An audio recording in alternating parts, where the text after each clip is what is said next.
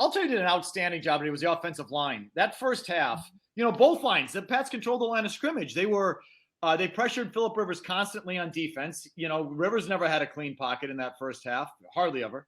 And Brady was totally clean. And I think, obviously, Brady took advantage of it, and the running lanes for the running backs were wide open. I think the offensive line dominated today, it feels like. Yeah, and they did. They did, and a big part of that is, like you said, early in the game, when you spit the ball out quick as a pass rusher, what those guys are, they have to play for that a little bit. They can't just pin their ears back and say, we're going after the quarterback. So by them doing that, that makes them a little bit light against the run because they're expecting, okay, I almost have to read this a little bit.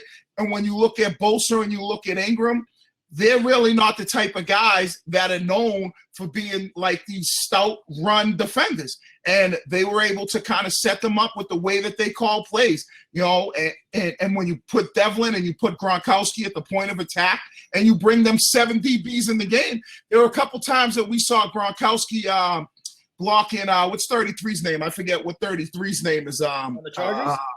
Yeah, from the Chargers. I don't have my foot chart in front of me.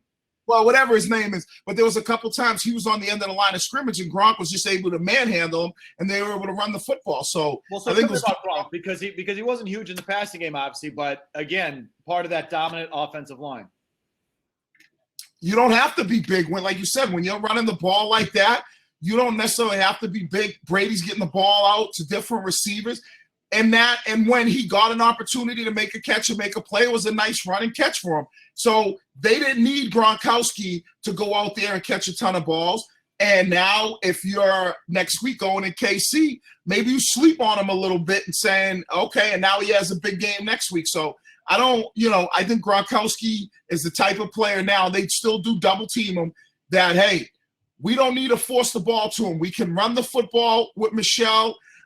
We could throw the ball to James White. We could run the ball with Burkhead, throw him in there. We could get Edelman involved.